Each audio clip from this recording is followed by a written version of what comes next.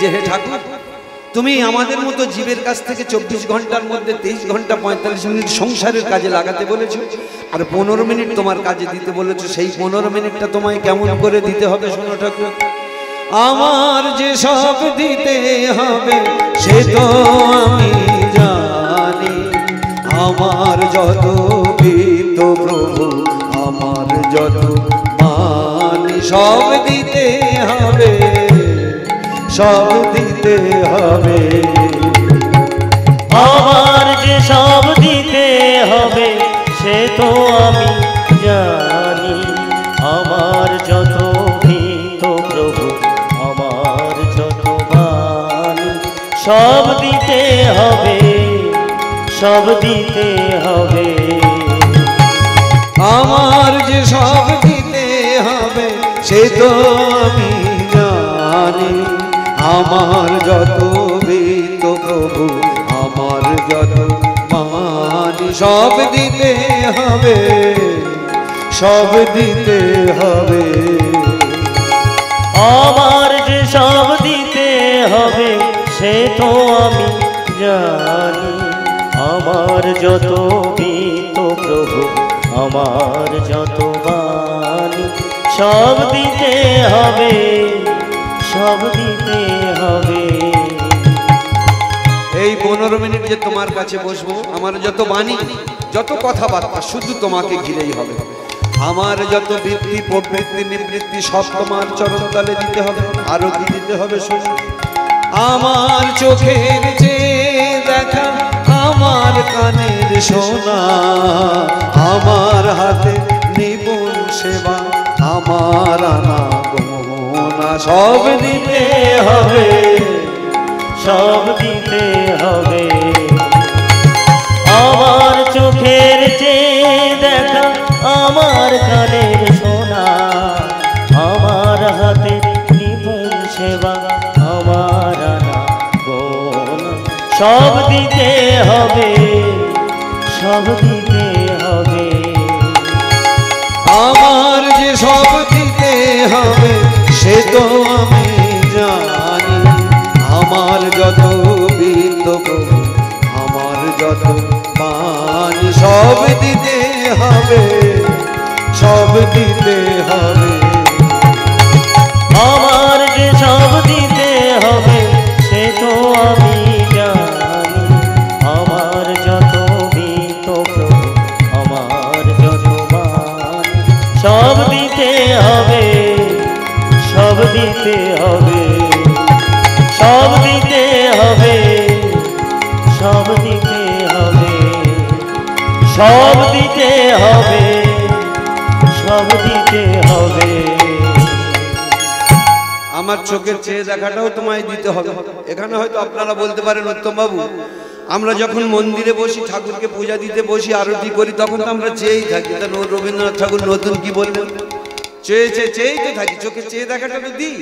বলছে না, ওই বললাম যেটা আমরা ভাবি সেটা কবিরা ভাবে না, ভক্ত ভাবছে কি, বলছে না এই যে চোখটা যদি তুমি খোলা রাখো 24 ঘন্টা তুমি যত বিষয়যুক্ত জিনিস দেখতে পাবে, কিন্তু চোখটাকে তোমার 15 মিনিটের জন্য বন্ধ করে দিতে হবে, তবে আমাকে দেয়া হবে। কিরকম, এই যে আপনারা যেভাবে বসে আছেন এই বসাটাকে কি বলা হয়, আমাদের গ্রামের ভাষায় বলি বাবু হয়ে বসা। এই রকম বসে থাকবেন, শুধু এক কাজ করবেন, ডান দিকের পায়ের তালুটা বাম দিকের উপরে টেনে নিন, আর বাম দিকের পায়ের তালুটা ডান দিকের উপরে টেনে নিন, মেরুদণ্ডটা সোজা করে এবার চোখ বন্ধ করুন। কি হবে, ধ্যান করতে বসা।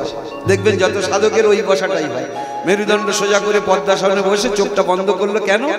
কারণ চোখ বন্ধ করলে গুরু প্রদত্ত মন্ত্রবীজ যখন জপ করবেন তখন মনটা একনিষ্ঠ হয়ে যায়, আর একনিষ্ঠ যখন হয়ে যায় তখনই তো আমাদের তৃতীয় নয়ন খোলবার সম্ভাবনা থাকে। তৃতীয় নয়ন কাদের থাকে? পরম বৈষ্ণব, পরম বৈষ্ণবীদের। পরম বৈষ্ণবকে মহাদেব, পরম বৈষ্ণবীকে মা কালী বা দুর্গা, এদের একমাত্র তৃতীয় নয়ন থাকে। তাহলে যখন ধ্যান করা হচ্ছে তখন গুরু মন্ত্র জপ করতে করতে যখন চৈতন্য শক্তি জাগরিত হলো, তৃতীয় নয়নটা খুলে গেল, আর যখন তৃতীয় নয়ন খুলে গেল তখন ঘরে বসে তুমি বিশ্বের জিনিস দেখতে পাবে। আর বলেছেন যে তোমার কানের সোনাটা আমায় দাও। কিরকম? বলে তুমি তো কান দিয়ে তো এই যে ঘন্টার ধ্বনি শ্রবণ করো, তুমি কান দিয়ে কাঁসার ধ্বনি শ্রবণ করো, তুমি কান দিয়ে এই কান দিয়ে তুমি ওই যে শঙ্খের ধ্বনি শ্রবণ করো, এ তো হামেশাই শ্রবণ করছো, কিন্তু কানটা বন্ধ করে একবার শুনেছো?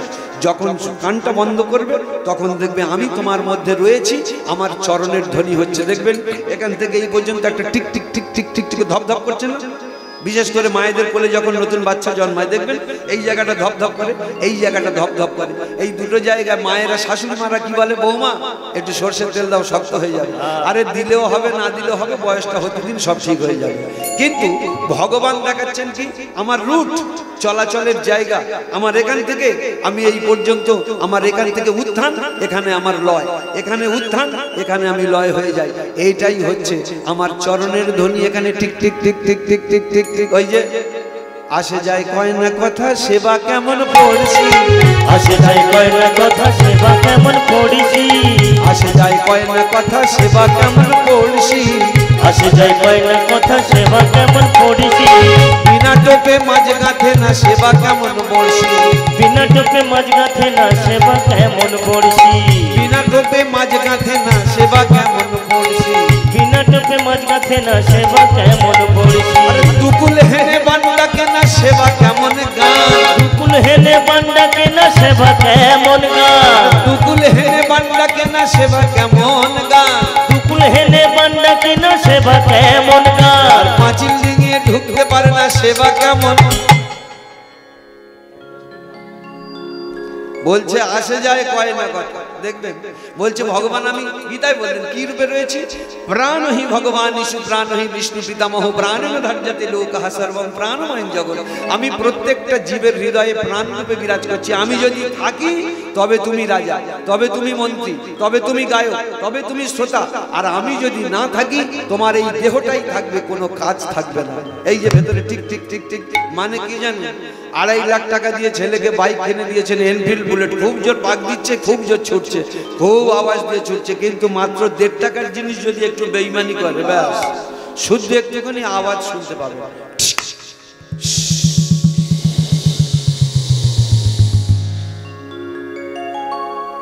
ওই যে চাকার মাঝখানে ভ্যালভ থাকে না, শুধু একটুখানি গেল। এই যে বিরাট দেহ বাই শুধু একটুখানি অফ হয়ে যাবে। ওই ভগবান বললেন আমি প্রাণ রূপে রয়েছি, তোমার মধ্যে আমি চরণের ধ্বনি সর্বদা তো বইয়ে চলেছি, তুমি ওই ধ্বনিতে আকৃষ্ট হও, ওই ধ্বনিতে আকৃষ্ট হও। তাহলে ভক্তমণ্ডলী মায়েরা, তুমি কোথায় বৃন্দাবনে যাচ্ছ, কোথায় নবদ্বীপে যাচ্ছ আমাকে খুঁজতে?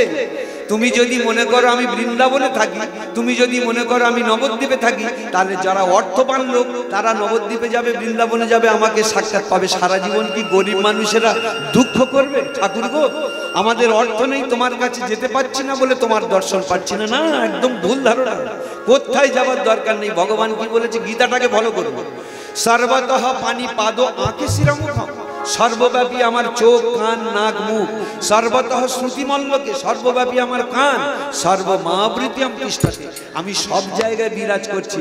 যদি বলো বৃন্দাবনে, তাহলে উত্তরপ্রদেশের ভগবান আমার এই 24 পরগনার লোক, ওয়েস্ট বেঙ্গলের লোক কেউ আমাকে পছন্দ করবে না, আমাকে স্বার্থপর বলবে। যদি বলো আমি নবদ্বীপের ভগবান, তাহলে দক্ষিণ 24 পরগনার লোক তোমাকে ভালোবাসবে না, কারণ তুমি স্বার্থপর, নবদ্বীপে রয়েছে, তোমাকে কেউ ভালোবাসবে না, তুমি সকলার ভগবান হয়ে উঠতে পারোনি। কিন্তু ভগবান গীতায় বলছে আমি তোমার মধ্যে রয়েছি, কোথায় খুঁজছো আমাকে? তুমি ডাক যদি অন্তরের হয়, সে ডাক আমার কাছে পৌঁছবেই পৌঁছবে।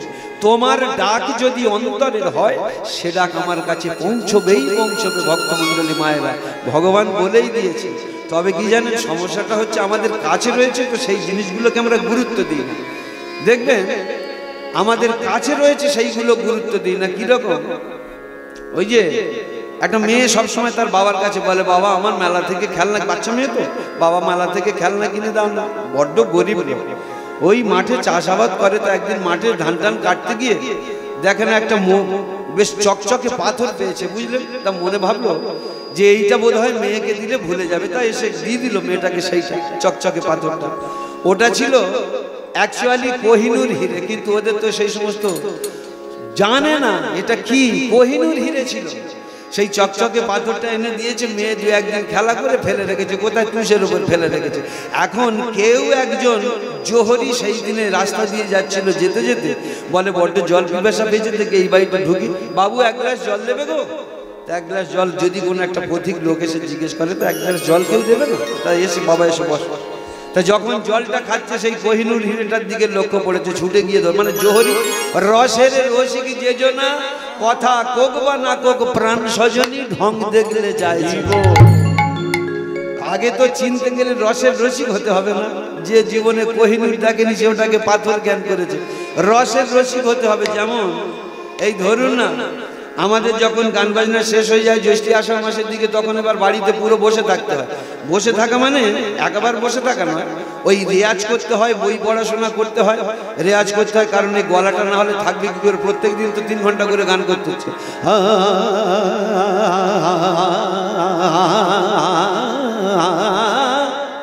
করতে হয়। যারা আমার লাইনের লোক রসের রসিক বলে, দেখি উত্তম কি রাগটা ধরেছে একটু শুনি, দাঁড়িয়ে যায়। আর যারা বেলাইনের লোক বলে শালা কুকুরের মতো সকালবেলা ঘেউ ঘেউ করছে। দেখো ব্যাপারটা বুঝতে পারছো? রসের রসিক যে জন্য কথা কোক বা না কোক প্রাণ সজনী ঢং দেখলে যাইছে না। রসের রসিক হতে হবে। 2-1 দিন খেলা করে ফেলে রেখেছে তুষের উপরে, জোহরি ঢুকেছে, এ বাবু